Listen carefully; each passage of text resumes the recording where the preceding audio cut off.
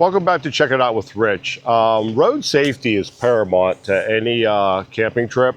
You want to get there safely, whether it's your tires, your hitch, your tow vehicle, and most of all, your turn signals and brakes. Now with a bike rack on, you can see how wide this is, and you can see how the brake lights are very small, they're down low, and they're obstructed. So somebody that's over a little bit is not going to see this turn signal. They'll see that one, but they won't see this. We should have had the bikes on here so you can see how much it covers the lights. So I decided to go with Boogey Lights. I was going to buy a cheaper one on Amazon, but I figured these are pretty good. They're well tested, and we'll give them a try. Now, I've had these in my camper since November, Beck? Yes. Yeah, since November. This is now May? Yes. Okay, so end of May, right? May 30th. May 30th. So I'm finally getting around to it. So let's go over to the table. We'll see what comes in the box, and I'll show you what steps we need to do. Okay, now in the box came the light strips. Now, I already have these laid out, so they're not all coiled up. And they do give you some butt connectors and a primer for the 3M tape. And they just have a card talking about themselves and the bag that the lights came in. And that's it. Now, I did go online and I printed out some directions, and they have a amperage data sheet because you don't want to overload your circuit and trip the breakers in your truck. The directions are pretty good. Now, you have to keep in mind that every camper is not the same. So how I do this, yours will be totally different. So we will try to get ours done, and maybe your campers like it. It may not be, but we'll get the basics and you'll know what to do. Okay, now they require that you do a bench test on these. I was talking to somebody that installs the Boogey Lights, and they want you to record it. So in case there's any problem here, you can say that, hey, this is fresh out of the box. I tested them, they don't work. So the way we're going to do that is you need a 12-volt source. You can use a car battery. You can find wires on your camper to run to this. I'm going to use the power supply. I'm actually going to use the charging cable for it, and then just use this end to touch the wires to get the lights to work. So let's go ahead and do that. We'll see if these things work. Okay, now you can see the wires here. Now I bought with backup lights, so these ones have an extra wire on them, but your black is your ground. And I'm just going to touch that to the outside. Touch that to the inside, and they light up nice and pretty. And then we'll go on to the blue,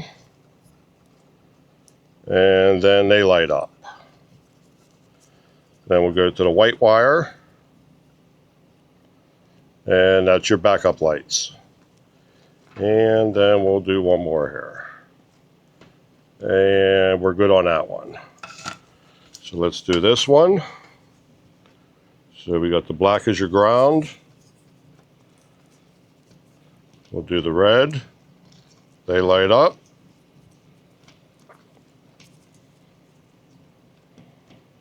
White. And I'm looking at, when they light up, I'm looking to make sure there's no diodes out. And then one more. And we're all good. And this EBL power supply is great. We've used it for multiple things. I do have a video out on it with a discount code, and we were here at the Alliance National Rally, and Keegan, a nice young man, was going around with his fancy telescope, and 3 or 4 nights he did, he had it out looking at the stars, and he used the power pack each night, and it worked out very good for him. So if you want, check it out. Okay, so the next step you want to do is you want to go back and inspect your rig. See if you can find out where your wires are. You don't want to start putting this on and say, oh, this wire isn't long enough. So you want to go back, look at everything, make sure you know what's what before you even begin here. Okay, so once you get that all straightened out, your next step is you want to take some alcohol or denatured alcohol or something. You want to clean the area that you're going to put this in. And then clean both sides. And when you're done with that, make sure it's good and dry. Okay, the next thing you want to do is you want to apply your primer for the 3M tape. Now, they say to brush on with a paintbrush, but they don't give you an applicator in here or a paintbrush. We just happen to have some small paintbrushes in the camper. So then after that, you let it dry for 60 to 90 seconds, and then you apply your light strip. So we're going to go back and start getting that done.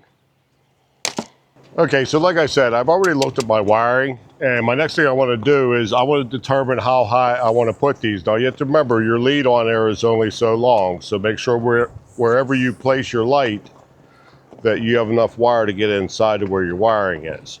So what I did was I put some electrical tape at the top and at the bottom, so I know what area to clean and apply the primer. So then now we just got some denatured alcohol, and we're just going to rub that down real good. Yeah, we're just going to wipe that down real good.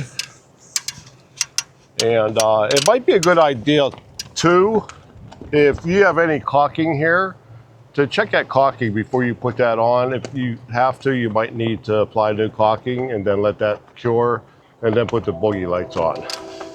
So we're gonna get that all cleaned up real nice. And I was actually worried about my stickers down here for all the rallies we've been to. If it was gonna be in the way, but my strip's gonna end here, so we'll be all right. Just this one little tip here. So it'll work out perfectly fine.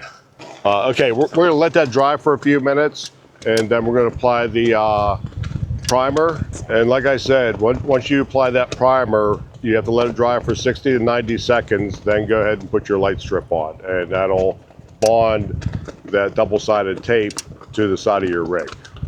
Okay, so now the alcohol's dried off. We're gonna go ahead and brush on the primer. And it's just common sense. And it's nice having the tape marks here so you know exactly where you're starting and ending.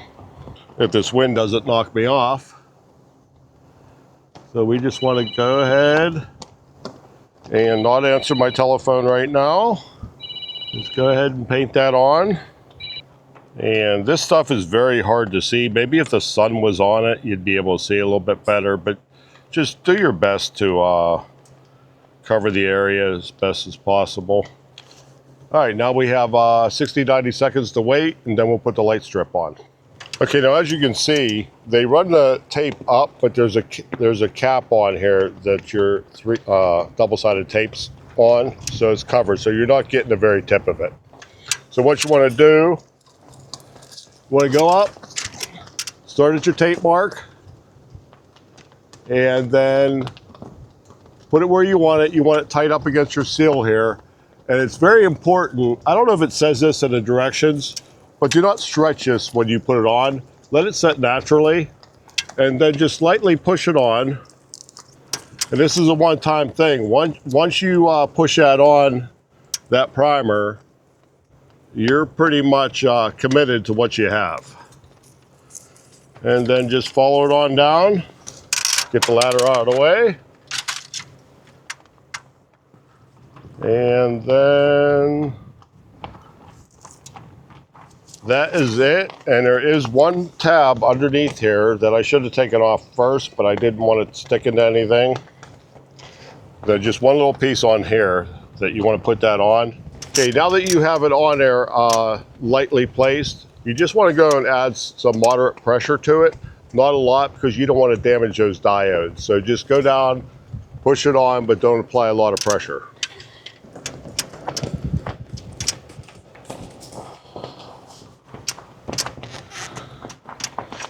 And that's it. Take your tape off. Now, if you want, what I'm going to do is I'm going to apply some silicone up here just to seal that, because it is loose. So I don't want it to keep getting water in there or anything. So we'll just put some silicone around here, and it should seal it up pretty good.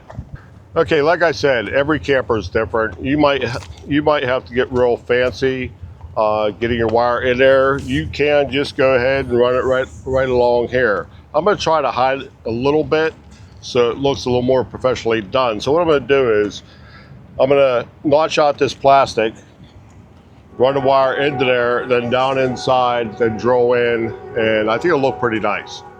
So first thing we're going to do is take his cap off.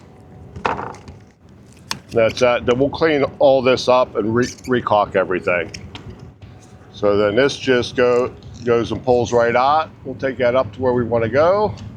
Okay, so next thing I'm going to do, I'm going to have it so it just makes a natural bend. I don't want to do a sharp 90-degree into here. So just a nice natural bend. So if we bring it into about to here, we're just going to put a little notch in here.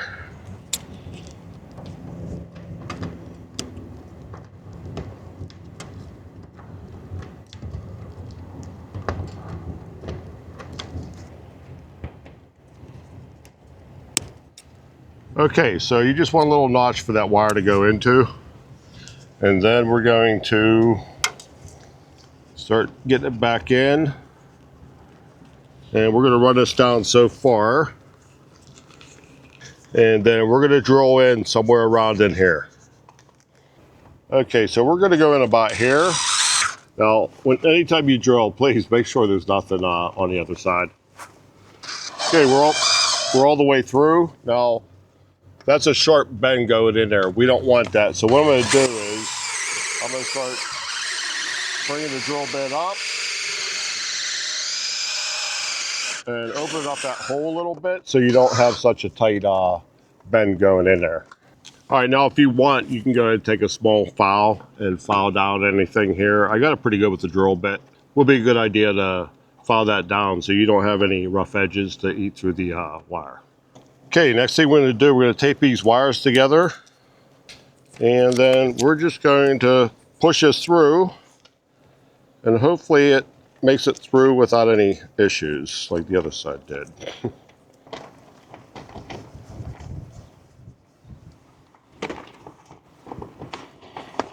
And that's it. Now what I'm going to do is right where this makes that bend where the metal is, I'm going to put a little bit of electrical tape on there, just give it an extra coating. You don't want to go too much because you want to be able to get this plastic trim back on. So I'll just put 2 layers on there and we should be good. And you see I got a little bit of tape there where the bend is. Okay, next thing we want to do, go ahead and run this down.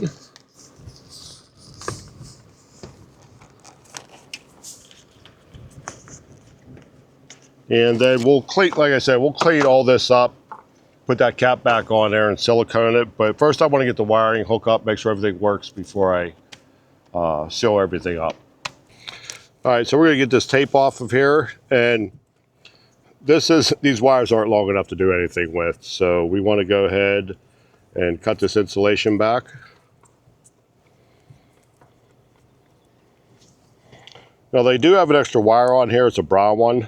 I don't know if that's for another feature or what, but it's not needed.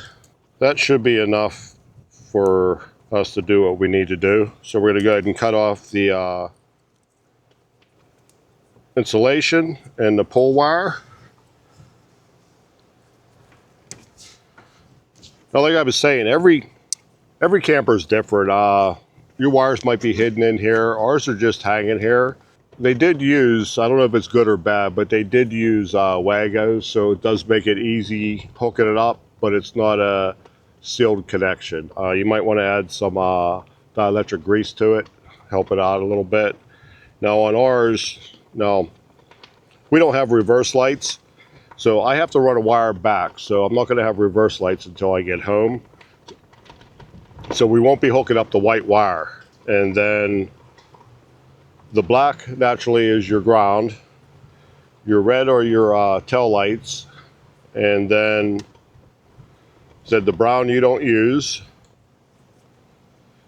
and then the blue and green are your brake and turn signal. So we're going to put those 2 wires together because on mine it's just a 2-wire system. You have your brake and turn on one wire and your running lights on the other. So we'll go ahead and get this wired up and we'll come back and see what it looks like. All right, so we got all the wiring done. We tested them, they work good. I went underneath, did the wire management. Now, I didn't want to go through all the video of hooking up the wires because like I said, every camper is different. So last thing we have to do is get everything caulked up. Okay, then we're going to come down here, and this is going to be hard to do, but just make sure you get it all filled in around it. Then that should be it. Wipe off my little booger there I just did. Okay, that's it. I'm going to plug it in, and it's light now, but we'll plug it in, turn the lights on, see what they look like. Okay, that's it. Hopefully you can see them blinking. I got the hazards on.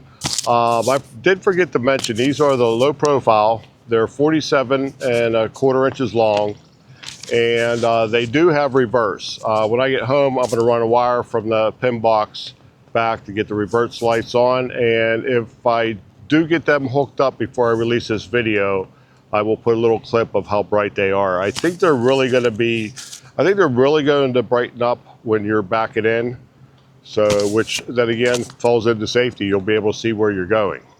Okay, these weren't that hard to put in. The hardest part for most people would probably be drilling in to get to your wiring inside. The rest of this is all pretty easy. Even with filming, it took us about, what, an hour and a half? Yeah. About an hour and a half, so that's not bad. I probably could have them done in an hour or less if I was just doing the lights themselves. Okay, I paid for these myself, but I will put a link to Boogey Lights in the description, and I might do a review in 6 months, just see how they're holding up. All right, so once again, thanks for checking it out. We'll see you all next time. Bye.